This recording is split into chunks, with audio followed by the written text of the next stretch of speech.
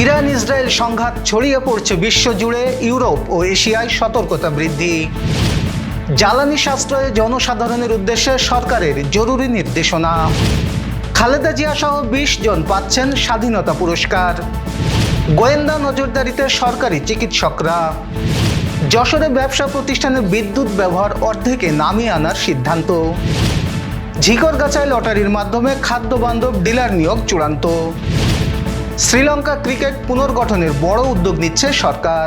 দর্শক, আমাদের রাতের আয়োজনে আপনাদের সাথে আছি এস.এম. আরিফ। শুনছিলেন প্রধান শিরোনাম। এছাড়াও রয়েছে দক্ষিণ পশ্চিমাঞ্চলের রাজনৈতিক, সামাজিক, অর্থনৈতিক ক্ষেত্রের বিভিন্ন গুরুত্বপূর্ণ খবর। বিস্তারিততে যাওয়ার আগে আপডেট খবর পেতে গ্রামের কাগজের ইউটিউব চ্যানেল সাবস্ক্রাইব এবং ফেসবুক পেজ ফলো করে রাখুন। শুরুতেই আন্তর্জাতিক সংবাদ। ইরান ইসরায়েল ও যুক্তরাষ্ট্রের সংঘাত ৬ দিনের আরও বিস্তৃত হয়েছে। মধ্যপ্রাচ্যে পাল্টাপাল্টি ক্ষেপণাস্ত্র হামলা অব্যাহত থাকায় ইউরোপীয় দেশগুলো সতর্ক হয়েছে।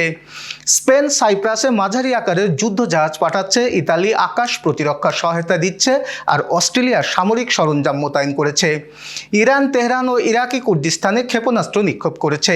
ইসরায়েল তেহরান জুড়ে নতুন হামলা চালিয়েছে। লেবাননের বৈরুতে হিজবুল্লাহ ঘাঁটিতে বিমান হামলায় অন্তত ৩ জন নিহত হয়েছেন। আজারবাইজানের নাগাচিভানে ড্রোন হামলায় 2 জন আহত হয়েছেন। কাতার ও কুয়েতে বিস্ফোরণ ঘটেছে, তেলবাহী জাহাজে আগুন ধরেছে।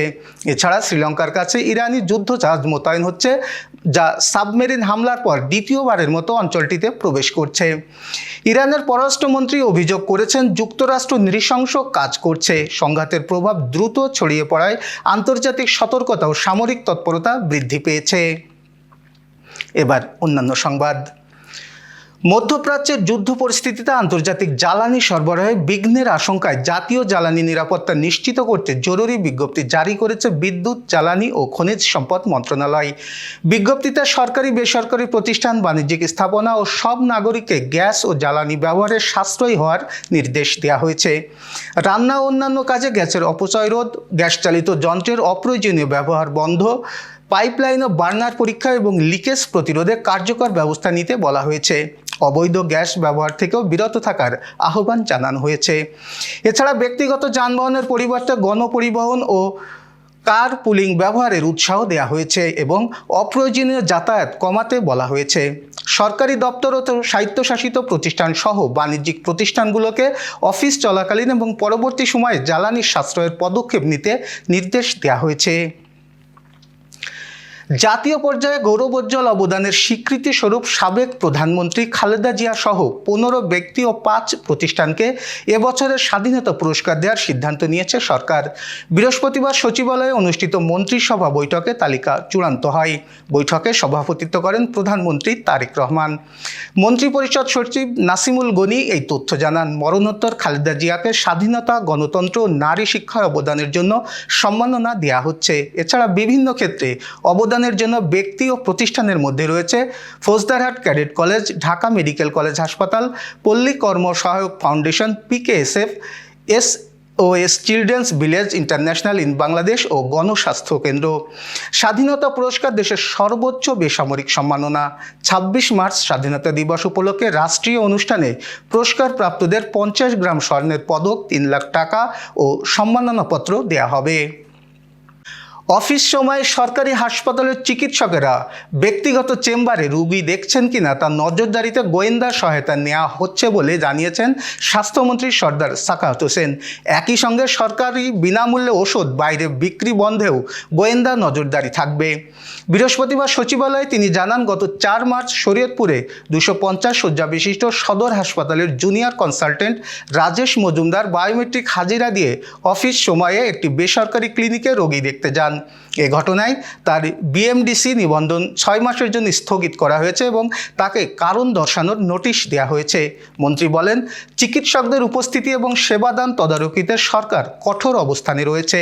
জলাতঙ্ক প্রতিরোধী টিকাসহ সরকারি ওষুধে বিক্রির জন্য নয় চিহ্ন থাকবে এবং কেউ বাইরে বিক্রি করলে ব্যবস্থা নেওয়া হবে। এবার যশোর সহ আঞ্চলিক সংবাদ। যশোরে বিদ্যুৎ সাশ্রয়ে বড় সিদ্ধান্ত নিয়েছেন ব্যবসায়ীরা। Jessore chamber of commerce and ইন্ডাস্ট্রির উদ্যোগে আয়োজিত মতবিনিময় সভায় ব্যবসা প্রতিষ্ঠানে বিদ্যুৎ সরবরাহ অর্ধেকে নামিয়ে আনার সিদ্ধান্ত নেওয়া হয়েছে। সভায় জানানো হয় প্রত্যেক দোকানে 50% লাইট ও এসি বন্ধ রাখা হবে। রাত 8টার পর সব প্রতিষ্ঠানের সাইনবোর্ডের আলো নিভিয়ে ফেলা হবে। পাশাপাশি টাইলস, মোটর পার্টস ও ইলেকট্রিক দোকান রাত 8টার পর বন্ধ রাখার সিদ্ধান্ত হয়েছে। চেম্বারের সাধারণ সম্পাদক তানভীরুল ইসলাম সোহান বলেন, বৈশ্বিক পরিস্থিতি বিবেচনায় বিদ্যুৎ সাশ্রয়ে সবাইকে সচেতন হতে হবে। অপচয় কমাতে শহরের মার্কেটগুলোতে আলোকসজ্জা সীমিত রাখারও আহ্বান জানানো হয়েছে। বিদ্যুৎ সাশ্রয় বিষয়ে জনসচেতনতা তৈরিতে শহরের বিভিন্ন এলাকায় মাইকিং করার কথাও জানানো হয়েছে সভায়। ইরানে ইসরায়েল ও যুক্তরাষ্ট্র কর্তৃক হামলার প্রতিবাদে যশোরে বিক্ষোভ সমাবেশ অনুষ্ঠিত হয়েছে। আজ বিকেলে দড়াটানা ভৈরব চত্বরে প্রাচ্য সংঘ যশোরের আয়োজনে এই বিক্ষোভ সমাবেশে সভাপতিত্ব করেন প্রাচ্য সংঘ যশোরের আহ্বায়ক খবির উদ্দিন সুইট। সমাবেশে প্রধান বক্তার বক্তৃতা করেন লেখক ও গবেষক বেনজিন খান। প্রাচ্য সংঘ যশোরের সদস্য সচিব সোহানুর রহমান সোহান এর সঞ্চালনায় এ অনুষ্ঠান হয়।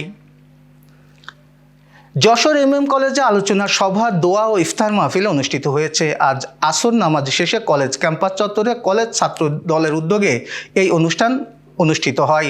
কলেজ ছাত্র দলের সভাপতি জাহিদুল ইসলাম বিল্টুর সভাপতিত্বে প্রধান অতিথির বক্তৃতা করেন কলেজের অধ্যক্ষ প্রফেসর এহসানুল কবির। বিশেষ অতিথির বক্তব্য করেন জেলা বিএনপির সাংগঠনিক সম্পাদক ইঞ্জিনিয়ার রবিউল ইসলাম, নগর বিএনপি নেতা ফারুক হোসেন, জেলা ছাত্র দলের ভারপ্রাপ্ত সভাপতি ওমর ফারুক তারেক ও সাধারণ সম্পাদক কামরুজ্জামান বাপ্পি। পরে দোয়া অনুষ্ঠিত হয়। যশোরের ঝিকরগাছা উপজেলা খাদ্য বান্ধব কমিটির সভা অনুষ্ঠিত হয়েছে। উপজেলা খাদ্য বান্ধব কর্মসূচির আওতায় ডিলার নিয়োগ সংক্রান্ত জটিলতা ও বিরোধ নিষ্পত্তিতে স্থগিত থাকায় একটি ডিলার পদ লটারির মাধ্যমে চূড়ান্ত করা হয়েছে। প্রতিনিধি রফিকুল ইসলাম জানিয়েছেন, বৃহস্পতিবার দুপুরে উপজেলা নির্বাহী কর্মকর্তার কার্যালয়ে এই সভা অনুষ্ঠিত হয়। সভায় সভাপতিত্ব করেন উপজেলা নির্বাহী কর্মকর্তা ও কমিটির সভাপতি রনি খাতুন। ডিলার নিয়োগ প্রত্যাশী আমিনুর রহমান ও মুন্নার মধ্যকার বিরোধের কারণে বিষয়টি স্থগিত ছিল। পরবর্তীতে স্বচ্ছতা নিশ্চিত করতে কমিটির সিদ্ধান্তে লটারির আয়োজন করা হয়। লটারিতে আমিনুর রহমান বিজয়ী হয়ে খাদ্যবান্ধব ডিলার হিসেবে চূড়ান্ত হন। Renaissance Hospital and Diagnostic Centre. রেনেসাতেই মিলছে কম খরচে উন্নত সেবা, তাই নিশ্চিন্তে আমাদের সেবা নিন, সুস্থ থাকুন। Renaissance Hospital and Diagnostic centre, সদর হাসপাতাল মোড়, দড়াটানা, যশোর। দর্শক, শেষ করব খেলার সংবাদ দিয়ে। শ্রীলঙ্কা সরকার দেশের ক্রিকেট পুনর্গঠনের জন্য একটি অন্তর্বর্তী কমিটির হাতে দায়িত্ব হস্তান্তরের বিষয়টি ICCর সঙ্গে আলোচনায় রয়েছে। যুব ক্রীড়ামন্ত্রী সুনীল কুমার গামাগে জানিয়েছেন, প্রেসিডেন্ট অনুরা কুমার দেশনায়কের প্রক্রিয়ায় সরাসরি যুক্ত রয়েছেন। মন্ত্রী গামাগে বলেন, ক্রিকেটের উন্নয়ন এবং নিরাপত্তা নিশ্চিত করতে সরকার পদক্ষেপ নিচ্ছে যাতে কোনো নিষেধাজ্ঞার ঝুঁকি তৈরি না হয়। ইতোমধ্যে কিছু পরিকল্পনা প্রণয়ন ও পদক্ষেপ গ্রহণ করা হয়েছে এবং শীঘ্রই আরও উদ্যোগ বাস্তবায়ন করা হবে। তিনি খেলোয়াড়দের নিয়ে অবমাননাকর মন্তব্য থেকে বিরত থাকার জন্য সাধারণ মানুষকে আহ্বান জানান। এই ছিল আজকের রাতের আয়োজন। এরপর সকালের খবর দেখার আমন্ত্রণ জানাচ্ছি। পবিত্র রমজানে ইফতার থেকে সাহরি পর্যন্ত পর্যাপ্ত পানি পান করুন, বিদ্যুৎ ব্যবহারে সাশ্রয়ী হন এবং সেই সাথে সচেতন হন পানির অপচয় রোধে এবং মশাবাহিত রোগ সম্পর্কেও। শুভরাত্রি।